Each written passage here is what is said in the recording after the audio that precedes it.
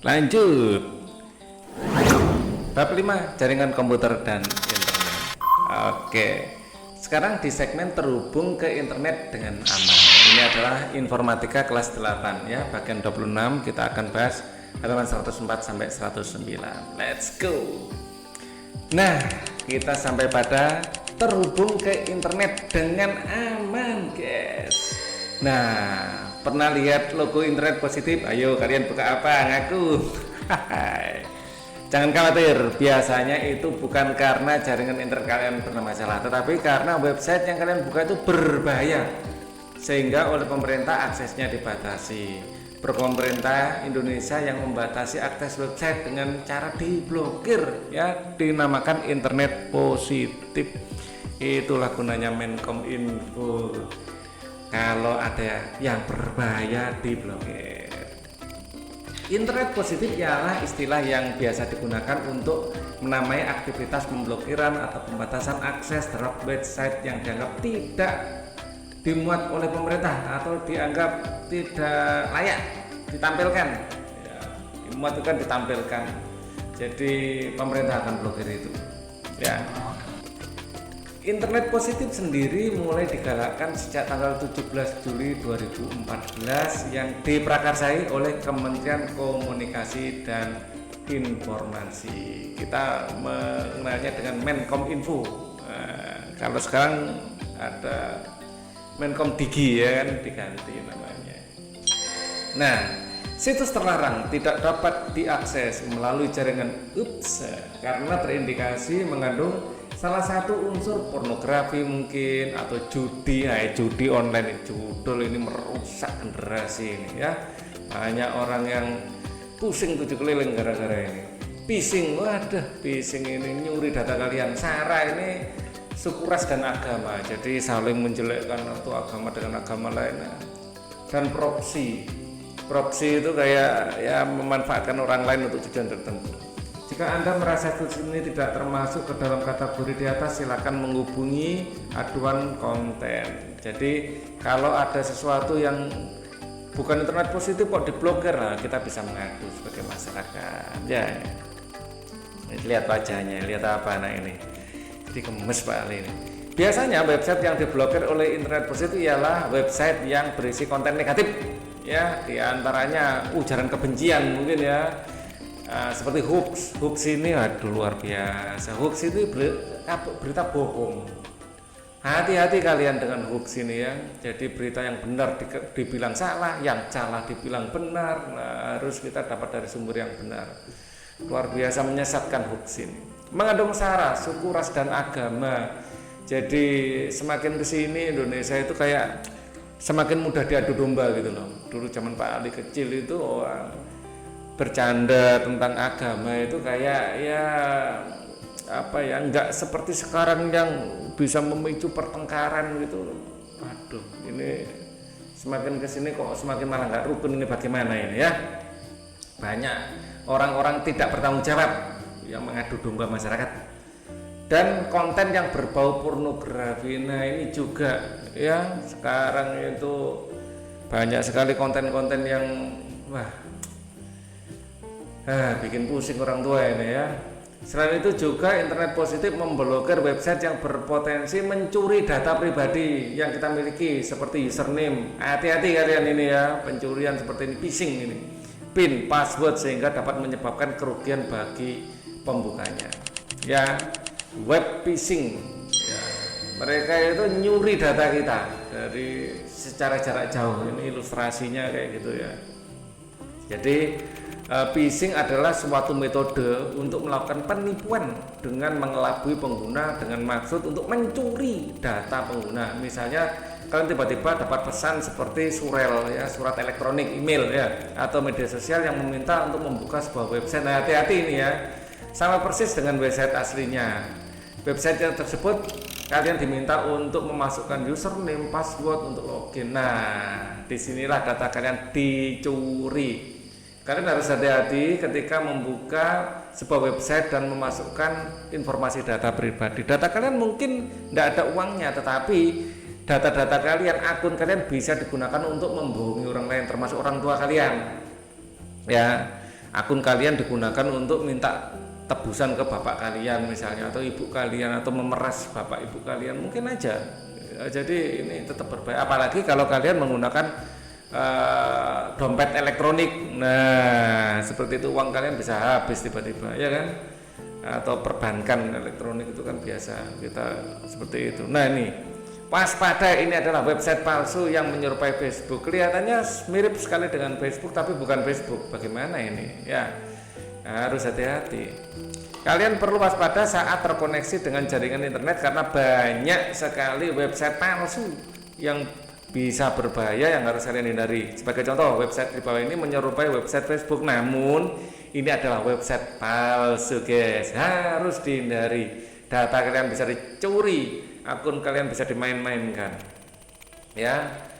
Jadi sebelum memasukkan data pribadi, pastikan alamat URL yang muncul sesuai dengan website aslinya. Namun jika kalian tidak tahu apakah website itu palsu atau bukan, kalian bisa mengecek apakah ada ikon kunci di sebelah URL atau tidak, seperti pada lingkaran merah pada gambar di sini ya.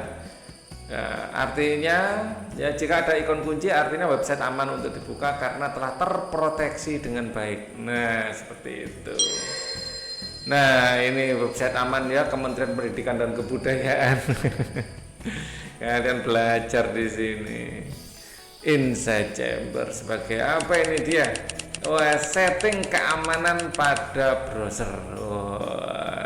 Lihat kekar banget ya tim keamanannya. Sekarang kalian sudah tahu bahaya yang mungkin terjadi ketika kalian mengakses sembarang website. Jangan khawatir, kalian ternyata dapat melakukan pengaturan browser yang digunakan untuk menjelajahi internet supaya lebih aman. Pada bagian browser yang kalian gunakan, biasanya akan ada pengaturan keamanan yang bisa dilakukan. Setelah pengaturan dilakukan, browser yang kalian gunakan akan selalu memberi peringatan jika website yang kalian buka berbahaya. Gitu guys, bisa diatur di setting. Gambar berikut menunjukkan salah satu contoh peringatan yang diberikan browser. Ceng, the site had contain malware. Ya. Jadi site yang kalian buka ini mengandung malware. Ya. Jadi yang seperti ini berbahaya, jangan dilanjutkan daripada risiko, ya kan? Jangan ngeyel. Nah, akan lebih baik jika bingung dengan website yang kalian kunjungi aman atau tidak, kalian bisa menyelidiki lebih dahulu sebelum mengaksesnya. Jika kalian curiga saat mengakses situs web yang tidak familiar, bukalah situs https://transparencyreport.google.com/browsing search untuk mendiagnosis keamanan pada situs web yang kalian akses. Salin dan tempelkan atau ketikkan alamat situs web kotak isian di halaman diagnosis, lalu tekan tombol search. Selanjutnya akan tampil laporan diagnosis keamanan situs web tersebut gitu ya. Ini dicatat ini ya, screenshot https://transparencyreport.google.com ya. Nah seperti ini tampilannya. Save browsing status. Nah statusnya akan dilihat di situ, mengecek apakah suatu website palsu atau tidak. Kalau tidak dicek dan itu mencurigakan, suspicious. Itu ya, kalau kalian sampai kehilangan sesuatu ya jangan salahkan benda-benda. Ayo lakukan aktivitas JKI K804 setting keamanan browser. Pada aktivitas ini kalian akan mencoba untuk melakukan pengaturan pada browser sehingga penjelajahan internet lebih aman dan nyaman. Banyak sekali browser yang dapat kalian gunakan, bisa Chrome, Mozilla, Internet Explorer ya. Pak Ali semuanya sudah pernah pakai ini. Namun untuk aktivitas ini kalian akan coba setting pada browser Chrome. Google Chrome menyertakan fitur opsional yang disebut penjelajahan aman untuk membantu melindungi kalian dari phishing, manipulasi psikologis, perangkat lunak perusak ya, perangkat lunak yang tidak diinginkan, iklan berbahaya, iklan yang mengganggu, dan situs web atau ekstensi yang menyinggung. Ya, langkah-langkahnya nah, kita akan coba nanti ya. Buka aplikasi browser Chrome ya, ini punyanya Google ini ya. Klik ikon titik 3 yang ada pada bagian kanan atas browser, kemudian akan muncul jendela seperti gambar di bawah ini ya, jendela seperti ini. Terus kalian klik bagian setting ya. Kalau setting diklik nanti kemudian pilih menu privacy dan security. Privasi dan security itu keamanannya. Kalau dalam bahasa Indonesia ini privasi dan keamanan gitu ya. Privacy and security, diklik akan timbul menu seperti ini ya. Maka akan ada beberapa pilihan yang dapat kalian setting seperti pada gambar di bawah ini untuk mengontrol cara Chrome menangani konten dan izin untuk sebuah situs. Klik setelan situs untuk menghapus informasi dari aktivitas penjelajahan kalian seperti history, cookie, atau sandi yang disimpan. Klik hapus penjelajahan. Cookie ini kalau nggak pernah dihapus ya bisa numpuk nggak karu-karuan ya, secara berkala harus dihapus kayak gini. Misalnya tidak kalian blokir pun cookie yang numpuk ini juga akan memenuhi hard disk ya. Kalian bisa run bintang tem bintang persen tem persen, kalian klik di situ sampah-sampah itu bisa kalian hapus. Atau kalian install aja software untuk menghapus cookie-cookie, ini banyak yang gratis. Nah, privasi dan security. Nah, di sini ada clear browsing data. Browsing data kalian di clear ya, itu habis-habisin memori juga kalau nggak pernah dihapus. Cookies and other site data, security ya, site setting. Nah, mari kita bahas satu persatu. Apa saja fungsi dari keempat setting ya? Untuk setting gambar tempat sampah ini, clear browsing data dan cookies and other site data untuk menghapus data-data yang dikirim oleh browser ke komputer kalian ketika mengakses sebuah website. Misalnya cookie. Cookie adalah file berukuran kecil yang berisi serangkaian karakter yang dikirim ke komputer kalian saat kalian mengunjungi sebuah situs. Kalau merasa tidak aman, kalian dapat mengkonfirmasi browser untuk menolak semua cookie atau menunjukkan saat cookie sedang dikirim. Namun beberapa layanan atau fitur situs tidak dapat berfungsi dengan baik tanpa cookie ya. Kadang-kadang cookie kita butuhkan, tapi ya setelah selesai ya sebaiknya dihapus. Nah, security sekarang.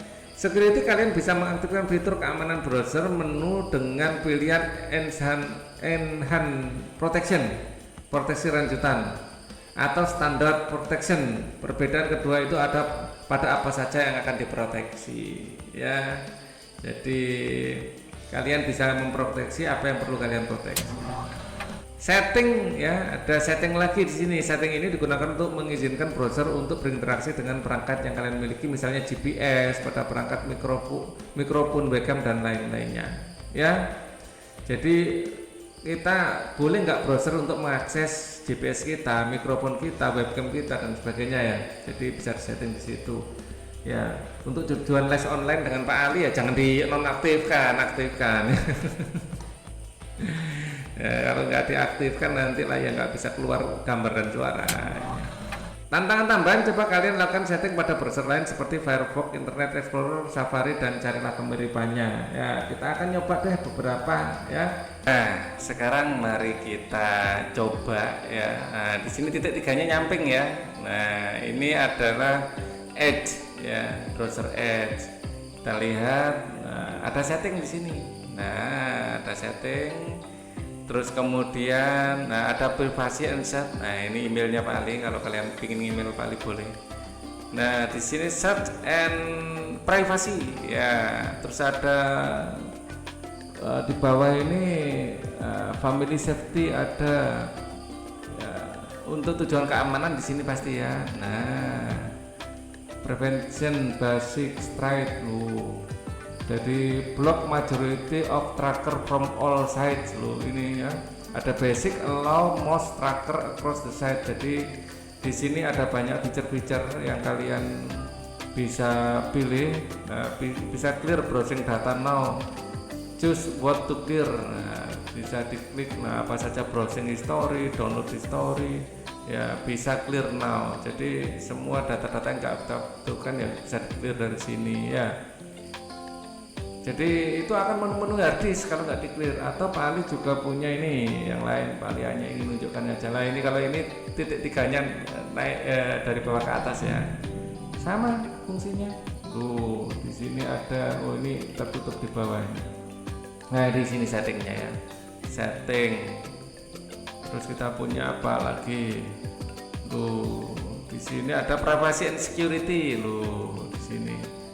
Ya, ada setting macam-macam di sini, memori ya kayak tadi ya. Nah ini apa kayak power juga diatur di sini, macam-macam bisa, intinya bisa ngatur-ngatur lah. Kita juga bisa blokir apa ya, hal-hal yang berbahaya seperti yang kita bahas tadi juga bisa. Kalian coba-coba sendiri ya. Kita akhiri dulu video ini, kalian coba-coba ya. Bagi yang belum subscribe silakan subscribe, share atau komen di bawah ya, biar kita ada kayak komunikasi gitu loh guys. Komen-komen sekali-sekali ya, minimal klik like lah gitu. Oke, kita akan ketemu lagi di video berikutnya, nanti kita bahas uji kompetensi. Nah, thank you.